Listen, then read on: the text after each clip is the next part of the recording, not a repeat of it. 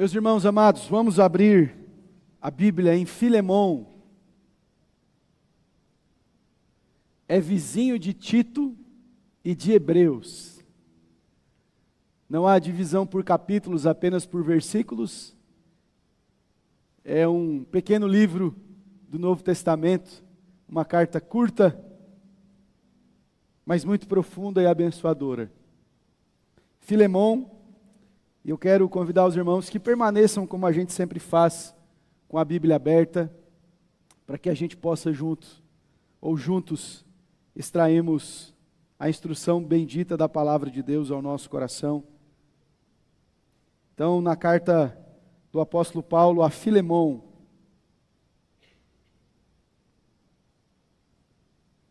esse está mais escondidinho aí, não é, gente? Acharam? Amém? Vamos ler a Santa Escritura. Nós vamos ler os 25 versículos. Por gentileza, acompanhe na sua Bíblia. Paulo, prisioneiro de Cristo Jesus, e o irmão Timóteo, ao amado Filemão, também nosso colaborador. E a irmã Áfia e a Arquipo, nosso companheiro de lutas, e a igreja que está em tua casa. Graça e paz a vós outros, da parte de Deus, nosso Pai, e do nosso Senhor Jesus Cristo.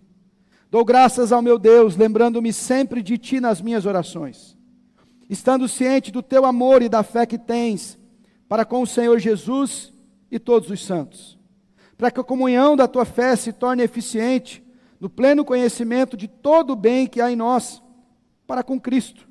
Pois, irmão, tive grande alegria e conforto no teu amor, porquanto o coração dos santos tem sido reanimado por teu intermédio. Pois bem, ainda que eu sinta plena liberdade em Cristo para te ordenar o que convém, prefiro todavia solicitar em nome do amor, sendo que sou Paulo o velho, e agora até prisioneiro de Cristo Jesus. Sim, solicito-te em favor de meu filho Onésimo, que gerei entre algemas. Ele antes te foi inútil, atualmente, porém, é útil a ti e a mim. Eu te envio de volta em pessoa, quero dizer, o meu próprio coração. Eu queria conservá-lo comigo mesmo, para que em teu lugar me servir nas algemas que carrego por causa do Evangelho. Nada, porém, quis fazer sem o teu consentimento, para que a tua bondade não venha a ser como que por obrigação, mas de livre vontade, pois acredito que ele veio a ser afastado de ti temporariamente, a fim de que o recebas para sempre, não como escravo, antes, muito acima de escravo, como irmão caríssimo, especialmente de mim, e com maior razão de ti, quer na carne, quer no Senhor. Se, portanto, me consideras companheiro, recebe-o, como se fosse a mim mesmo, e se algum dano te fez, ou se te deve alguma coisa, lança tudo em minha conta. Eu, Paulo, de próprio punho o escrevo, eu pagarei, para não te alegrar, ou para não te alegar, que também tu me deves até a ti mesmo. Sim, irmão, que eu receba de ti no Senhor este benefício. Reanima-me o coração em Cristo. Certo como estou da tua obediência, eu te escrevo, sabendo que farás mais do que estou pedindo. E ao mesmo tempo, prepara-me também pousada, pois espero que por vossas orações vos serei restituído. Saúdam-te Epáfras, prisioneiro comigo em Cristo Jesus, Marcos, Aristarcos, Demas e Lucas, meus cooperadores. A graça do Senhor Jesus Cristo seja com o vosso espírito. Amém. Vamos orar? Pai Santo, é a tua palavra. Nem só de pão vive o homem, mas sobretudo de toda a palavra que sai da boca do Senhor. Abençoe o teu povo uma vez mais, fales a nós, comunica a tua verdade e abre o nosso entendimento espiritual, Senhor. Que o teu Espírito ilumine a tua palavra, porque confessamos que seremos nulos na compreensão, se o Senhor não nos der esta graça. Fale conosco mais uma vez, em o nome de Jesus. Amém. Nós estamos diante de uma pequena carta, e como eu disse antecipadamente, muito profunda. Esta carta é um atestado do poder do amor cristão. Essa carta atesta para nós que o amor cristão é restaurador, animador, transformador, obediente. Paulo está demonstrando aqui em palavras que o amor cristão é mais do que versos de canções. Que o amor cristão não se limita a gente se encontrar num domingo à noite. Mas que o genuíno amor fraterno que aprendemos em Jesus transforma as nossas relações, impacta a nossa vida, transforma profundamente as relações, como disse, trazendo perdão, graça e misericórdia. Quero lembrar com os irmãos que a grande marca que Jesus disse que nós teríamos como cristãos era o amor. Nisto saberão que sois meus discípulos. Não é se vocês cantarem bem. Não é se construírem um belo templo, decorarem, se reunirem todos os fins de semana, encherem as redes sociais de programação. Não. Nisto saberão que sois meus discípulos, se tiverdes amor uns pelos outros. O Senhor Jesus, quando orou ao Pai, orou para que os seus discípulos amassem uns aos outros. O atestado de que nós servimos o nosso Mestre é o amor. Paulo escreve aos Coríntios, no capítulo 13, que tudo vai acabar. Havendo profecia, cessará. Obrigado pelo retorno, meus queridos. Havendo ciência, vai acabar. Mas o que permanece? O amor. O amor continuará.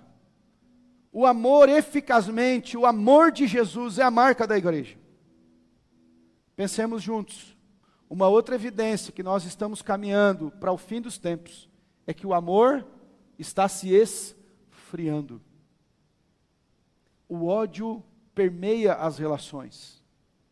É muito evidente com o advento da internet e redes sociais, de como o ódio está no coração das pessoas. Não é que o ódio surgiu com a rede social, não. É que a rede social deu voz para responder. Então agora está exalando aquilo que já constava nos corações. Mas eu quero pensar com os irmãos acerca deste amor cristão na prática. João vai advertir a gente que nós não devemos amar de palavras, nem de língua, mas de verdade.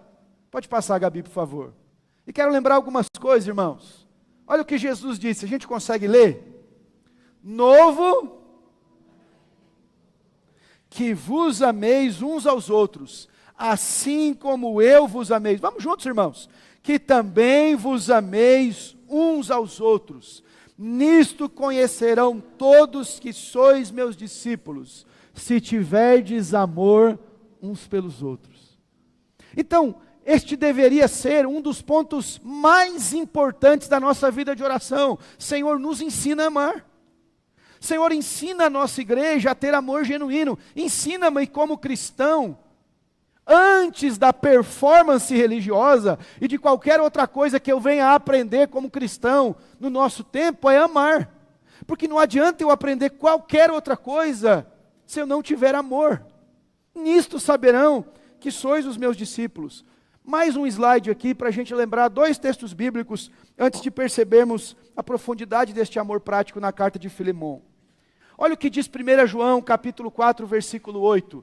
Quem não ama, não conhece a Deus, porque Deus é amor. Olha, irmãos, a Escritura está dizendo, se nós não amarmos genuinamente, nós estamos dizendo, na prática, que nós não conhecemos Deus de verdade. E Colossenses capítulo 3, versículo 14. Acima de tudo, porém, esteja... Pode falar com vontade, irmãos. Acima de tudo, porém, esteja o amor. Mais importante que todas as coisas. Acima de qualquer prática da igreja. Acima de qualquer compromisso que tenhamos aqui. Tudo esteja envolto no amor. Que o amor seja a base, o fundamento para qualquer coisa que façamos como cristãos. Porque o amor é o vínculo da perfeição. O contexto de Filemão qual é? Os irmãos lembram disso, Paulo escreve nas suas cartas. Haviam senhores e escravos. E escravos fugiam, escapavam, iam embora. Isto, além de ser uma rebeldia atestada culturalmente, era um crime. E Paulo, possivelmente, para os estudiosos, escreve Filemão junto com Colossenses. Quase que de imediato ele escreve as 2 cartas.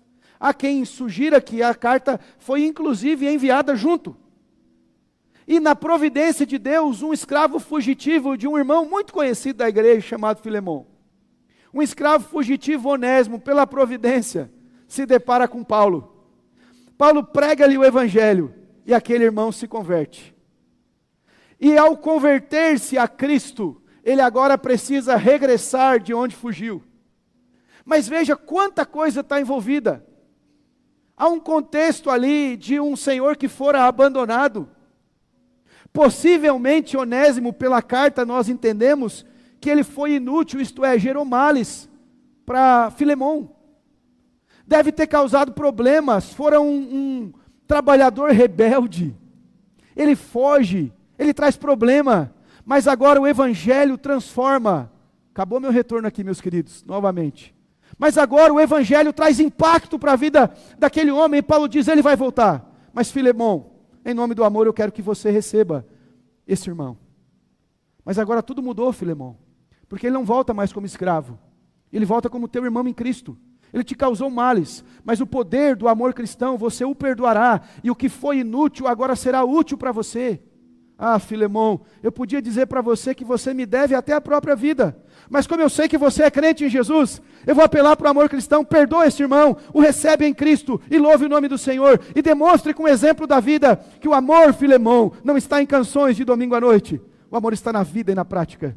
E como você ama Jesus, e como o seu exemplo é um exemplo reanimador no meio da igreja, eu creio, Filemão, que as coisas ficarão bem. Louvado seja Deus. E o que nós aprendemos aqui, irmãos, com o amor cristão? Vamos juntos, versículo 7. Pois, irmão, vamos juntos?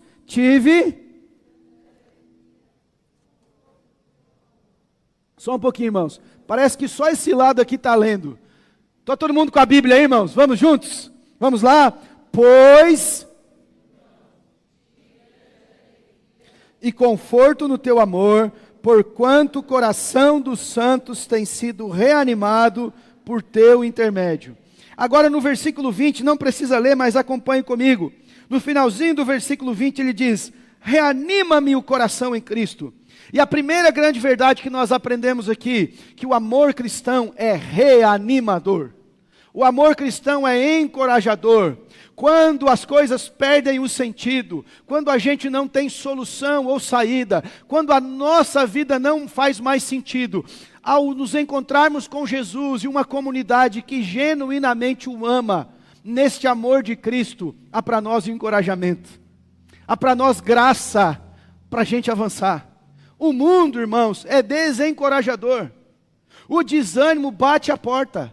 Eu sei que muitos de vocês, por vezes, foi impactado, influenciado, contaminado com desânimo, e não sabe nem de onde vem. Que semana desanimadora, que coisa difícil, eu não sei, o desânimo bateu minha porta, eu não sei para onde ir, o que fazer, parece que nada faz sentido. Mas quando nós nos deparamos com o amor de Deus, o amor de Deus é encorajador, é reanimador. Olha o que Paulo está dizendo no versículo 7. Eu tive grande alegria e conforto no teu amor, porque o coração dos santos tem sido reanimado por teu intermédio. Quem ama Jesus genuinamente, testemunha, irmãos queridos, a transformação que vem do alto. E essa transformação traz para a vida da igreja ânimo. Olha para Jesus, irmãos. Anima o seu coração, há um Deus que te ama, há um Cristo que morreu por você. Olha para Cristo, irmãos, Ele está nos esperando. Vamos, irmãos, mais uma vez uníssonos cantarmos Maranata. Ora vem, Senhor Jesus. Há mais um mundo, mais as dores, mais os conflitos. Oh, irmãos, reanimemos o nosso coração. Querido, eu não sei como foi sua semana, mas eu quero dizer para você, como foi pregado semana passada, todo cristão foi alvo do grande amor de Deus, e o amor de Deus é reanimador. Vamos avançar um pouco mais, vamos avante. O amor de Deus manifesto entre nós é fonte de restauração, é fonte de ânimo, é conforto para os que estão à nossa volta. Se nós queremos usufruir do grande amor de Deus, nós temos que ter consciência que há uma ferramenta poderosa nas nossas mãos. Você foi alvo do amor de Deus? Você ama genuinamente no amor de Deus, então nós temos uma poderosa ferramenta para encorajar. Tem gente aqui à nossa volta, que talvez tenha chegado nesse culto aqui quebrado, desanimado, cheio de dúvidas, de incertezas, de frustrações. Oh, irmão, que o amor de Deus derramado na sua vida te faça um instrumento para encorajar outras pessoas.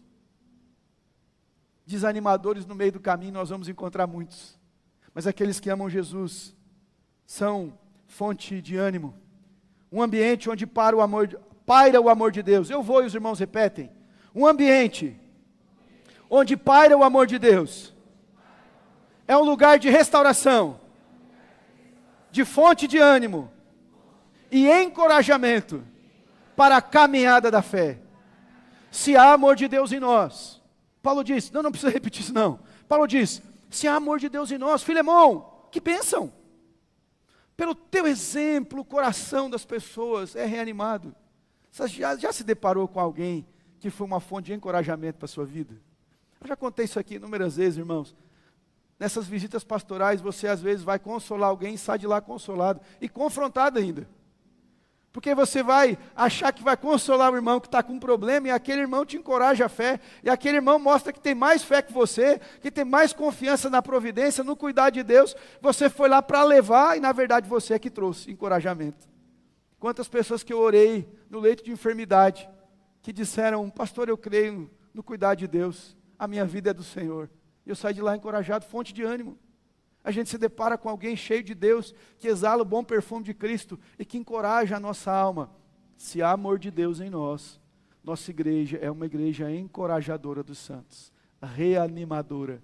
Está desanimado, irmão? O amor de Deus que flui sobre as nossas vidas é fonte de ânimo para o nosso coração. Anima no Senhor. Anima-te, levanta-te. Elias parou na caverna, disse, não quero mais. Deus falou, vai Elias, tem um propósito. Josué temeroso, depois de que tinha de substituir Moisés, Deus falou, ser forte e corajoso, o amor de Deus nos reanima, amém? Ore por isso, Senhor, reanima o nosso povo no teu amor, reanima a nossa família, reanima a nossa caminhada no amor de Deus. Vamos adiante, uma questão mais, versículo 9 a 14, nós temos aqui uma outra evidência do amor cristão na prática. O amor cristão é fundamentado no...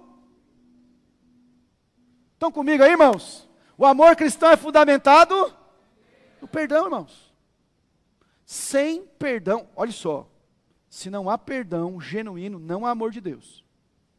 Pode haver qualquer outra coisa. Você está se enganando. Por que o amor de Deus é fundamentado no perdão? Vou dar uma sugestão para você. O que tem na minha retaguarda aqui? O que tem atrás de mim aqui? É o símbolo de nossa fé. E por que você está nesse culto aqui? Porque você foi perdoado por Deus. Se nós não perdoamos, nós estamos negando o nosso próprio Redentor. O amor cristão é fundamentado, ele é pavimentado, ele é levantado, construído, erigido, edificado sobre o fundamento do perdão. Sem perdão não existe amor cristão, irmãos. O perdão é inerente ao amor de Deus. Olha o que Paulo está dizendo no versículo 8. Eu vou ler o contexto um pouco. Pois bem, ainda que eu sinta plena liberdade em Cristo para te ordenar o que convém, Paulo tinha autoridade como líder, tinha pregado o evangelho àquele povo, ele podia dizer, você tem que obedecer. Mas olha o apelo que Paulo faz. Prefiro, todavia, solicitar em nome do amor. O que ele vai solicitar? O perdão. Sendo que eu sou Paulo, o velho, e agora até prisioneiro de Cristo Jesus, literalmente prisioneiro, solicito em favor de meu filho Onésimo, que gerei entre algemas. Ele antes te foi inútil, atualmente, porém, é útil. A ti e a mim, eu te envio de volta em pessoa. Ele está pedindo para que Filemão receba um escravo rebelde, fujão, que ele o perdoe. Eu queria conservá-lo comigo, versículo 13, mesmo agora em teu lugar, me servir nas algemas que carrego por causa do evangelho. 14, nada, porém, quis fazer sem o teu consentimento, para que a tua bondade não venha a ser como que por obrigação, mas de livre vontade.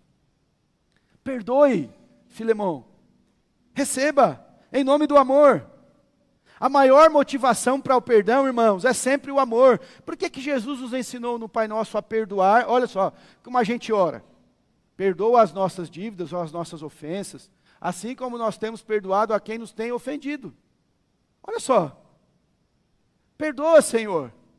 E aí o texto continua, porque se você perdoar, você é perdoado. Se você não perdoar, o Pai não te perdoará. Todo o perdão que a gente vive é com base no amor. A parábola que Jesus contou sobre perdão, daquele rei que pede contas, e aquele homem é perdoado incomparavelmente, mas ele encontra um outro devedor a ele, de uma quantia ínfima, e ele cobra e exige, e ele é preso e tem de pagar por tudo, porque ele não entendeu que o perdão que Deus nos deu é incomparável. Se você carrega falta de perdão no coração, meu irmão, com todas as palavras eu quero dizer para você, você não entendeu o perdão de Deus na sua vida.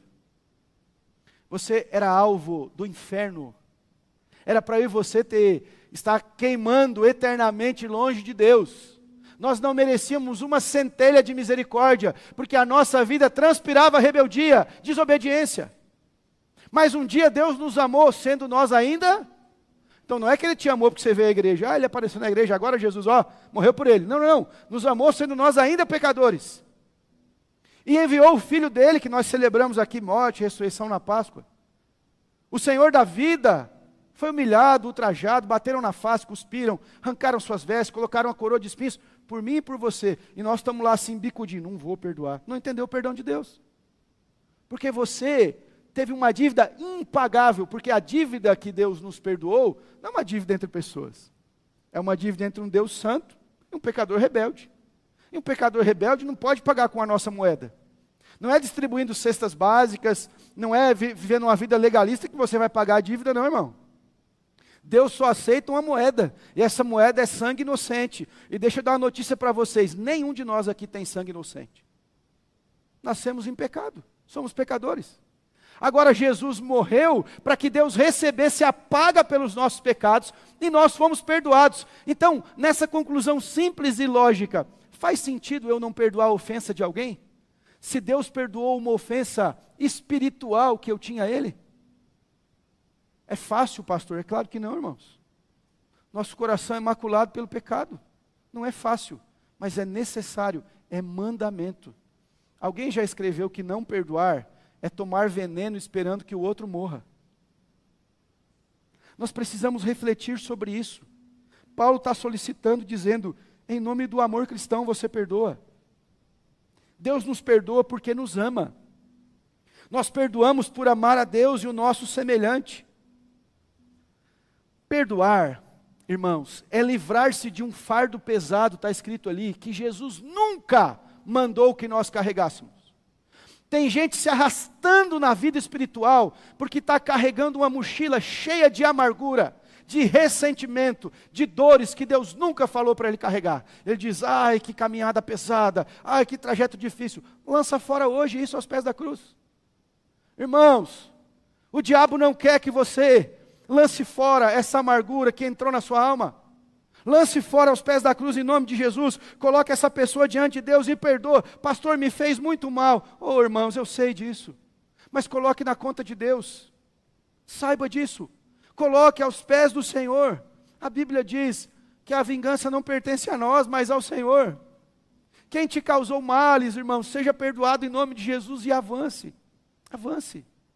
Irmãos, a falta de perdão é uma amarra que impede o nosso avanço espiritual. Como que alguém vai orar a Deus se ele não perdoa? O Pai Nosso, irmãos, um estudioso já escreveu que quem não perdoa, ora o Pai Nosso como uma sentença sobre a própria cabeça. Se eu estou dizendo que, Pai, me perdoa como eu perdoo, e eu não perdoo, o que eu estou orando? Uma condenação para mim mesmo. Então é necessário que a gente reflita sobre isso. A carta de Filemão, irmãos, é uma prática de perdão. É o amor cristão que chama a um quebrantamento e traz a prática do perdão. Agora vai estar na prática, porque falar sobre perdão é bonito, né? Escrever sobre perdão é maravilhoso, desde que a gente não tenha que perdoar, não é verdade? Quando é conosco, nós sempre temos um argumento melhor. Mas você não sabe, pastor, o que fizeram comigo. Pastor, mas comigo foi diferente. Porque na nossa perspectiva, do nosso olhar, parece que as ofensas do semelhante são sempre mais profundas do que as nossas. Talvez, irmão, seja também porque a gente não tem uma consciência profunda sobre o quão o nosso pecado é cruel diante de Deus. Então a gente acha cheio de razão que, não vou perdoar não. Ó irmão, o cristão precisa, em absoluto, perdoar, para a glória de Deus. Trate isso com o Senhor. O amor cristão é fundamentado no quê? No perdão. Se não houver perdão, irmãos, acabou. Nosso amor é fingido, mentiroso. Nosso amor é de palavras, é conversa fiada, nada difere do mundo. Fingido, hipócrita, conveniente. Mas quando o amor perdoa, a ofensa, ele é o amor de Jesus. Irmãos, um texto que me impacta, eu li aqui no nosso tempo de oração e jejum na Páscoa. Jesus, quando ressuscita, no final do Evangelho de João, ele vai se encontrar com os discípulos. Sabe quem que ele encontra ali? Ele encontra um cara que dizia assim, você não vai morrer, e negou ele 3 vezes. Ele encontra um monte de discípulos que estavam com ele 3 anos, vendo milagre, maravilha, ó, deram no pé. Ninguém ficou, só as mulheres. Ele encontra aquele povo todo, medrosos, desanimados. Um dizia, ih, já morreu, a esperança para Israel foi embora. Voltaram a pescar, Jesus falou, não, doravante vocês serão pescadores de homens. Mas eles voltaram para a atividade, estava todo mundo perdido, desanimado. E quando ele encontra eles, ele não diz assim, tá vendo? Falei para vocês, eu avisei. Não, irmãos, a primeira coisa que ele diz para aquele grupo de pecadores, paz seja convosco. E ele vai ter um diálogo com Pedro, ele diz, Pedro, tu me amas? Apacenta as minhas ovelhas, cuida dos meus cordeirinhos. O amor de Jesus é perdoador. Se nós temos o amor de Jesus no coração, nós somos perdoadores. Nós somos perdoadores por natureza, natureza espiritual, estou dizendo. Aquilo que o Espírito gerou em nós, a nova vida, Ele nos dá a capacidade de perdoarmos. Livre-se desse fardo. Vamos adiante um pouquinho mais. O amor cristão é também transformador. O amor cristão na prática transforma, irmãos. Transforma relações, histórias, vidas, igrejas, casamentos, relações de pais e filhos, de amigos. O amor cristão muda. Veja no versículo 15, irmãos. Pois acredito que ele veio ser afastado de ti temporariamente, a fim de que o recebas para sempre. Você imagina o dono de Onésimo escutando isso, com raiva, dizendo assim, foi embora, me deixou, falou mal, fugiu, me deu prejuízo financeiro, gerou problema. Agora Paulo diz que acredita que ele foi afastado temporariamente. A providência levou esse fujão embora, para que ele encontrasse Cristo e voltasse, e é isso mesmo. Olha o que diz o versículo 15, a fim de que o recebas para sempre, não como escravo, antes muito acima de escravo, como irmão caríssimo. Não é mais sua propriedade, ô Filemão, você é crente em Jesus, agora você recebe ele como irmão em Cristo, especialmente de mim, e com maior razão de ti, quer na carne, quer no Senhor. O amor cristão transforma. Antes era um fujão, agora é um crente. Antes era um problema, era um peso para você, agora é uma solução. Agora ele vem para somar, agora ele se torna um cooperador eficiente. Paulo chega a dizer que Onésimo está substituindo ele no trabalho que o próprio Filemão fazia. Irmãos, se a nossa vida não é mudada pelo amor, que amor que nós estamos vivendo? Se a gente converte a Jesus e nós continuamos com as mesmas intrigas familiares, não é amor de Deus que nós estamos vivendo. Se nós convertemos a Cristo e a nossa vida na relação uns com os outros não muda, que amor é esse que nós estamos vivendo? O amor de Deus, ele entra profundamente em qualquer relação que a gente vive. Se você conhece Cristo genuinamente, irmãos, o amor de Deus muda a sua relação no trabalho, ou não? Ele fica aqui domingo, alguém guarda no armário antes de sair aqui da igreja? Ele vai com a sua vida. Se o amor cristão é um fato na sua caminhada, você se torna um profissional diferente. Sua vida é transformada. A gente acolhe diferente. A gente relaciona diferente. Porque o amor muda. O amor transforma. Quantos de nós aqui, irmãos, pode testemunhar a transformação do amor de Deus na sua vida? Aquilo que experimentou, que viveu, a maneira que você pensava, pronto a brigar, pronto sempre a intriga, e agora você foi transformado. As pessoas, para alguns de nós, davam um prognóstico assim, isso aí não vai longe não. Isso aí não tem jeito. Jesus mudou, porque o amor de Deus transforma. A gente vivia num mundo de disputa, e agora nós estamos aqui num lugar que o Senhor nos põe juntos, porque o amor de Deus transforma. Deixa eu dizer para você, se você foi descartado, excluído, diminuído, o amor de Deus te coloca você na posição de filho. E nós te amamos em Cristo, o amor de Deus transforma. O amor de Deus acolhe. E não importa o seu passado, importa a nova vida em Jesus. O amor de Deus transforma. O que é necessário na nossa vida para que nós sejamos transformados? O que é necessário mais para que a gente experimente dessa transformação? Eu anotei algumas coisas aqui nessa carta. Primeiro, o amor transformador restaura relacionamentos. Lembra do perdão, o item anterior? O amor cristão restaurou o relacionamento de Onésimo e Filemão. Não é mais agora um escravo e o seu dono. Agora são dois irmãos em Cristo. Você consegue pensar comigo aqui algum relacionamento que por causa do amor de Deus precisa ser restaurado na sua vida? Que você precisa lidar com Deus? O amor cristão derruba barreiras. O senhor e escravos são irmãos em Cristo. Não tem mais diferença, irmãos. Não tem mais esse negócio, mas eu sou de lá, eu sou de cá. Eu sou corintiano, ele é palmeirense. Quisera eu que todos fossem palmeirenses, como Paulo disse aos judeus. Mas não é uma barreira, isso é supérfluo.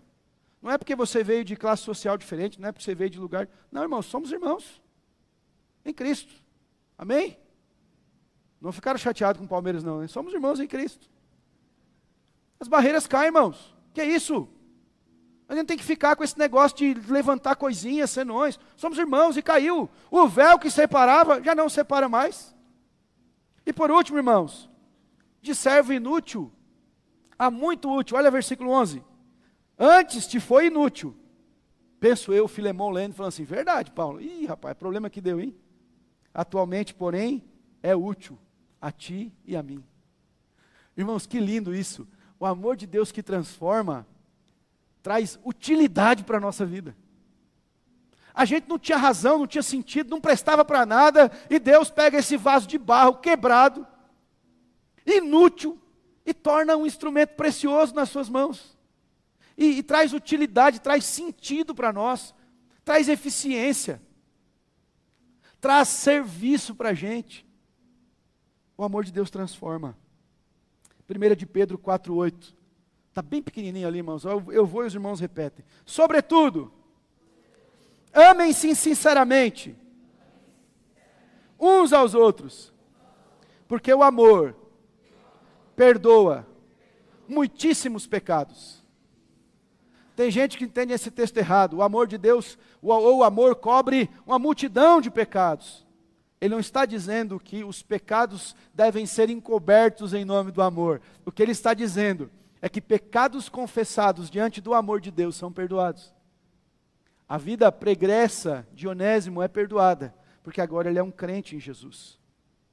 Porque nós caminhamos, o amor de Deus é transformador. Por último, irmãos, o amor cristão é também humilde e obediente. Veja o que Paulo diz no versículo 17. Se, portanto, me consideras companheiro, recebe-o, como se fosse a mim mesmo. Eu acho, é uma explicação assim de Paulo bela, porque ele diz, ele está indo, mas olha para ele como olha para mim. Pela jornada, pelo legado que eu deixei. E aí, irmãos, no versículo 21 ele diz assim, certo como estou da tua obediência. Eu estou certo que você vai obedecer, que você vai ser humilde e submeter. Eu te escrevo, sabendo que farás mais do que estou pedindo. Você vai fazer mais. Olha o que o versículo 19 diz. Eu, Paulo, de próprio punho escrevo, eu pagarei, para não te alegar que também tu me deves, até a ti mesmo. Sim, irmão, que eu receba de ti no Senhor este benefício. Paulo está contando com a humildade de Filemão e a sua obediência. Porque o amor de Deus é humilde, irmãos. O amor de Jesus em nós é humilde porque a gente sabe que não vem de nós, que não há mérito na gente, que é a obra do Espírito Santo na nossa vida. e que nos faz, irmãos, entender que se não fosse o Senhor, onde nós estaríamos? Se não fosse Deus, qual seria o curso da sua vida? Quem garante na sua história onde estaria se não fosse o Senhor? Como há o Salmo que diz, se não fosse o Senhor, Israel que o diga. Filemão tinha todo o direito pela lei de castigar Onésimo, a lei dava essa garantia, de requerer todo o prejuízo, porém, é desafiado a exercer a humildade em receber aquele que lhe causou dano na condição de irmão. Paulo considera no versículo 21, certa a obediência de Filemão, porque ele entende que aquele que ama a Deus é humilde, é obediente. Obediente a Paulo? Não, obediente ao Evangelho. Se nós cremos que isso aqui é palavra de Deus inspirada, e nós cremos de todo o coração, nós cremos que Filemão é uma carta inspirada, e que o Espírito Santo está inspirando este apóstolo, o que Paulo está dizendo nada mais é para Filemão que cumpra o Evangelho. Se o Evangelho nos faz perdoar, o que Paulo está dizendo, Filemão, obedeça o Evangelho. E a gente presume que um crente em Jesus é obediente ao Evangelho. Hoje em dia é meio confuso, né, irmãos? Coisa tão clara como a água mais cristalina, e a gente fala e parece que a pessoa não assimila que isso é o Evangelho. O Evangelho, irmãos, simples. Ame, obedeça, cumpra o Evangelho. Filhinhos, não amemos de palavra nem de boca, mas em ação e verdade. 1 de João 3,18. O amor cristão é muito mais que um belo discurso de domingo, é uma prática diária. O amor cristão é humilde e é obediente. Eu queria convidar os irmãos para que a gente orasse. Orasse para que nós, de fato, exerçamos o amor cristão em nossa comunidade, genuinamente. Para que nós estejamos juntos e tenhamos um ambiente de cura, de restauração, como instrumento da graça de Deus. Lembre-se, irmãos, quem não ama, não conhece a Deus, porque Deus é amor. Fiquemos de pé. Talvez a sua história não é receber um funcionário desobediente, fujão. Mas todos nós aqui temos desafios a colocar o amor cristão em prática. Sabe amanhã, segunda-feira, quando você vai lidar com pessoas difíceis à sua volta? E a primeira delas talvez seja você mesmo. Quando se olhar no espelho pela manhã. Quando nós temos o desafio de lidar com situações. Quando nós precisamos colocar esse evangelho em prática. Irmãos, reitero e concluo. Não existe igreja genuína sem amor de Deus. Nós podemos ter aqui um clube de religiosos, um encontro de domingo de pessoas com o mesmo interesse, mas se não houver amor genuíno de Jesus, não é igreja. O amor de muitos está se esfriando. Nossa oração é que o Senhor aqueça a nossa vida com o amor genuíno. Amém? Aqueça a nossa vida. Coloque em prática. Pense. Olhe para o exemplo de Jesus. Se você assimilou isso no exemplo de Cristo, eu preciso amar como Jesus amou. Eu preciso levar isso para a minha vida. Já foi suficiente que você ouça. E a Bíblia diz, quem tem ouvidos, ouça o que o Espírito diz à igreja. Vamos orar? Senhor, nós fomos colocados diante do desafio de amarmos como o Senhor nos ama. Está aqui o relato de uma história em que um homem de Deus é chamado a colocar em prática o Evangelho, a praticar o amor e os seus desdobramentos. Todos nós aqui fomos chamados a amá-lo no mundo de ódio, no mundo de perseguição, no mundo de maldade. A grande marca, Senhor, em nós é o amor. Dá-nos conhecer mais de Ti. Como Paulo ora pela igreja, que o amor do Senhor aumente mais e mais entre nós. Senhor, nos lembra disso. Pouco se fala, Senhor, na importância deste amor tão sublime, tão necessário, tão importante para a nossa vida, para a nossa trajetória. Nos ajude, Senhor. Oh Deus, se algum dos meus irmãos que carrega no seu coração uma amargura, falta de perdão, oh Deus, trata com esse servo nessa noite. trata com essa irmã, fale com esses irmãos, dá a eles, Senhor, este entendimento claro, de que sem perdão não há vida cristã. É a base, Senhor, da nossa vida, nós fomos perdoados e por isso perdoamos. Oh, Senhor, mostra para nós que este amor transforma, que este amor muda a relação, que este amor muda a maneira que lidamos com pessoas, com a nossa família, com o nosso trabalho, com todos que estão à nossa volta. Nos ajuda, nos dá um coração humilde, Senhor, nos dá um coração obediente, obediente ao Teu Evangelho, à Tua Palavra. Eu sei que existem irmãos que precisam, Deus, desta graça, como eu preciso. Nos ajude, Senhor, a entendermos o Teu amor. É a oração que nós fazemos, em nome de Jesus. Amém.